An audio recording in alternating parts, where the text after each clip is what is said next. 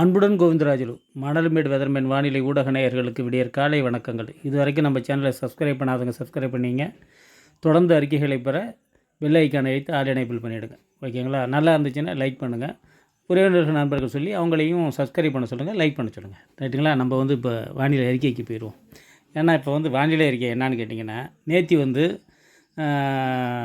Windy map அப்படியே ஒரு மாதிரி இல்லை லேண்ட்ஃபாலே ஆகாத மாதிரி அப்படி இப்படியும் நம்ம இதுக்கிட்ட டெல்டா கிட்ட எதிர்பார்த்துட்டு இருந்தது சென்னை கிட்ட வரைக்கும் போய் அப்படியே ஸ்டாண்ட் ஆகி நினச்சி அதாவது ஒரு குறிப்பிட்ட நாள் வரைக்கும் தானே காட்டும். அது அப்படியே நினச்சி ஐக்கான வரைக்கும் பார்த்தா எல்லாமே ஒரு மாதிரி பட் சரி மழையை பெய்யாமல் போயிடுமோ. 2-3 வாட்டி இந்த மாதிரி 3 நிகழ்வுகள் இந்த மாதிரி ஏமாத்திருச்சு. டெல்டா மாவட்டங்களை பற்றி வச்சு தென் மாவட்டங்களில் நல்ல மழை, மத்திய மாவட்டங்கள், கொங்கு மண்டலம் நல்ல மழை, கொங்கு மண்டலத்தில் கூட சில இடங்களில் பெய்யாமல் இருக்குது. அதெல்லாம் இப்போ நிவர்த்தி ஆகிடும். அந்த இதெல்லாம் நிவர்த்தி ஆகிடும். இப்போ பெய்ய போகுது. ரைட்டுங்களா? இப்போ இது எப்படி சுற்றி எங்கே வந்தாலும்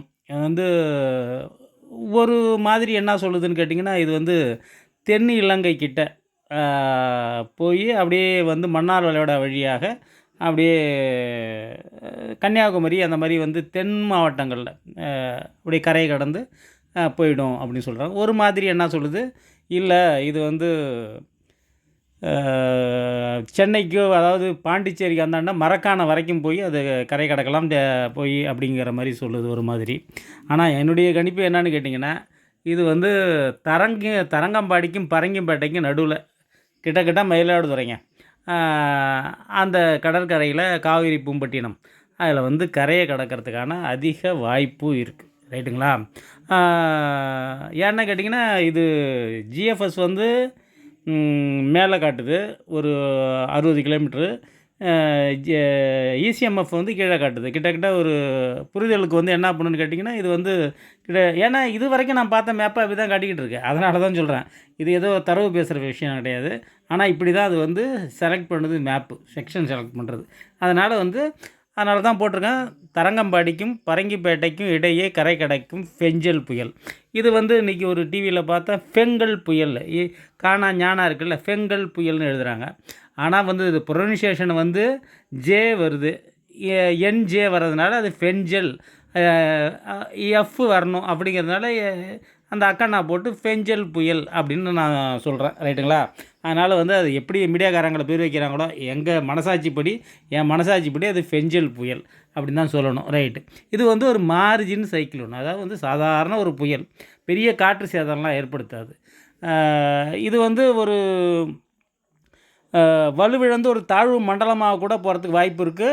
அவங்க என்னங்க பண்ணாங்க, 63 கிலோமீட்டர் ஸ்பீடு வந்துருச்சுன்னா, காற்றினுடைய வேகம் வந்துருச்சுன்னா அவங்க புயல் பேர் வச்சு தான் ஆகணும். 63க்கு கீழே இருந்துச்சுன்னா அது ஆழ்ந்த காற்றழுத்த தாழ்வு மண்டலமாக இருக்கலாம்.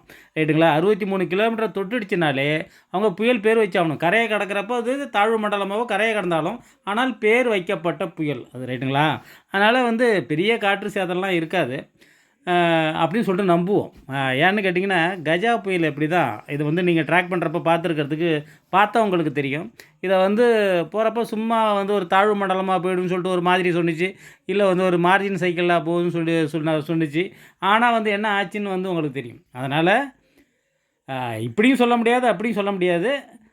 நான் ஏதோ இப்போ திருப்பி பயமுறுத்துறேன் அப்படிங்கிற மாதிரி நீங்கள் நினைக்கலாம். ஏன்னா வானிலை என்பது மாற்றத்துக்கு உட்பட்டது. எதுக்கும் முன்னெச்சரிக்கையாக இருக்க வேண்டியது நம்ம அவசியம். வராதுன்னு நினச்சிக்குவோம், அது ஒரு பெரிய விஷயம் கிடையாது, வராது. ஆனால் முன்னெச்சரிக்கையாக இருக்கணும். ரைட்டுங்களா? மழையில் நனைகிறதுக்கு சந்தோஷம், ரைட்டு.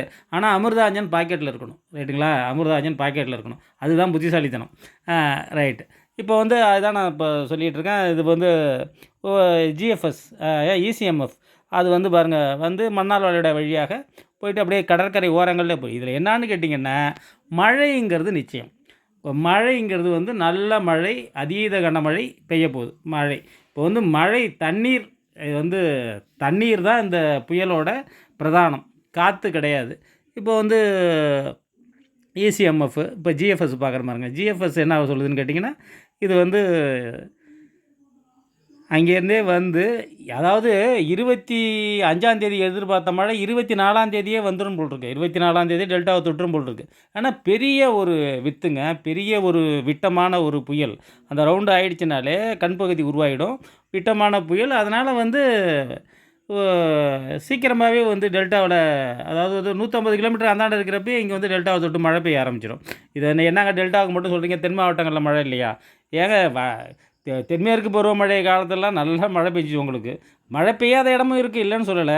இங்கே டெல்டாவெல்லாம் இது வரைக்கும் வடகிழக்கு பருவமழை காலத்தில் அந்த குத்துன்னு சொல்லுவேன் நான், அந்த கோடியக்கரை குத்து, அது 60 கிலோமீட்டருக்கு மழையே பெய்யாது.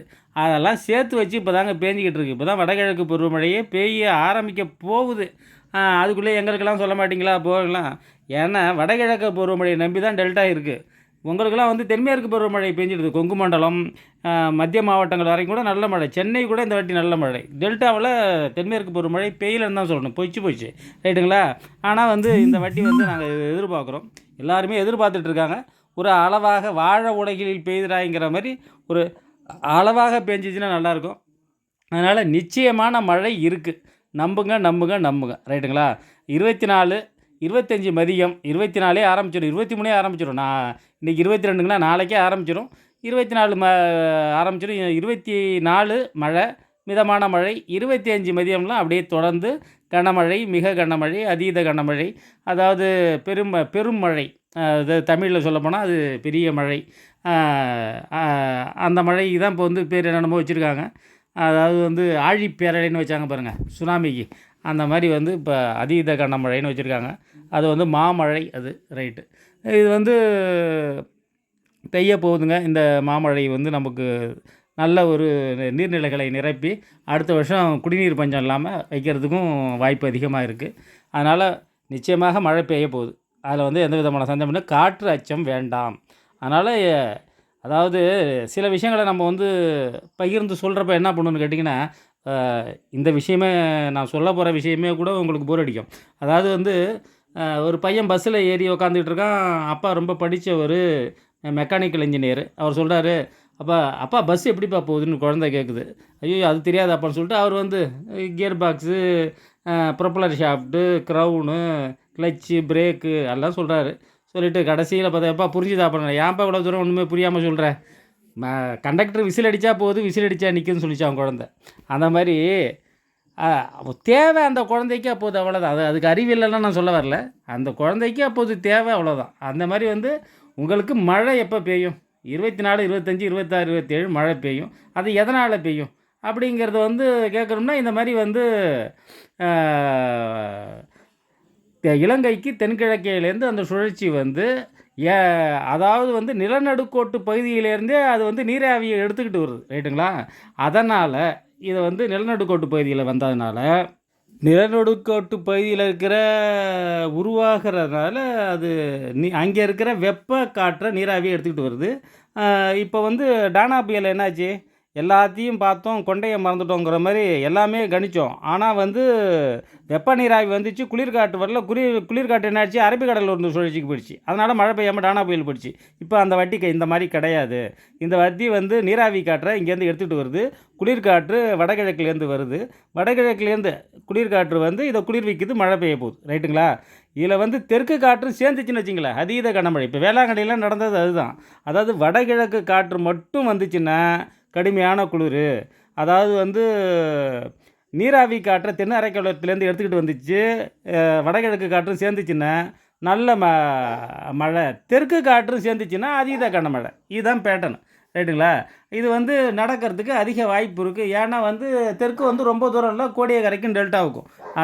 அதனால தான் இப்போ வந்து நாங்கள் வந்து இந்த விஷயத்தை சொல்லிகிட்டு இருக்கேன். இப்போ பஸ்ஸு மெக்கானிக்கு, கிளச்சு, கண்ட்ரோலு இதெல்லாம் சொல்லிகிட்டு இருக்கேன். ஆனால் மழை பெய்ய போகுது. குழந்தைக்கு வேணுங்கிறது மழை பெய்ய போகுதுன்னா மழை பெய்ய போகுது, நிச்சயமாக மழை பெய்ய போகுது. காற்று எப்படிங்க இல்லாமல் இருக்கும்? தாழ்வு மண்டலத்தை தாண்டி ஆழ்ந்த காற்றழுத்த தாழ்வு மண்டலம் 63 கிலோமீட்டர் ஸ்பீடு உள்ளே வர்றப்போ என்ன பண்ணுன்னு கேட்டிங்கன்னா, அதில் ஒரு ட்விஸ்ட் இருக்குது. உள்ளே வர்றப்போ அது தாழ்வு பகுதியாக கரைஞ்சி போய் 2 இசிஎம்எஃப், ஜிஎஃப்எஸ் ரெண்டுமே என்ன சொல்லுதுன்னு கேட்டிங்கன்னா, இது அரபிக்கடலுக்கு போய் சுழற்சியாக நீடிக்குதுன்னு சொல்லுது.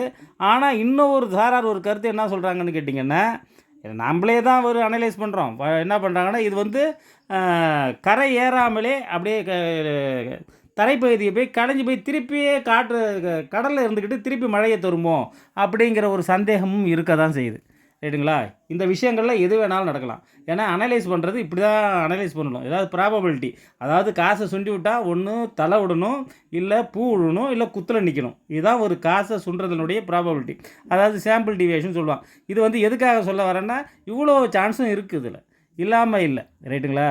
இப்போ வந்து இந்த சுழற்சி வந்து அ த டெல்டாவுக்கு நிச்சயமான மழையை தரப்போகுது. தென் மாவட்டங்களுக்கு ஏன்னா கரை கடந்து இந்த பக்கம் வந்துச்சுன்னா, நிச்சயமா தென் மாவட்டங்களுக்கு, மத்திய மாவட்டங்களுக்கு, வட உள் மாவட்டங்களுக்கு எல்லாத்துக்குமே நல்ல மழையை தரப்போகுது. தொ அதில வந்து 2 நாளுன்னா, இது வந்து டெல்டாவுல 4 நாள் மழை. அவ்வளோதாங்க. டெல்டாவுல கொஞ்சம் கூட மழை, கொஞ்சம் அதிகமான மழை மத்திய மாவட்டங்கள்ல, தென் மாவட்டங்கள்ல கொஞ்சம் குறைச்சலான மழை. இது அரபிக்கடல்ல போய் அந்த சுழற்சி சுட்டு தான் சொல்லுது. ரைட்டுங்களா? புரிஞ்சிருப்பீங்கன்னு நெனைக்கிறேன். நன்றி, வணக்கம்.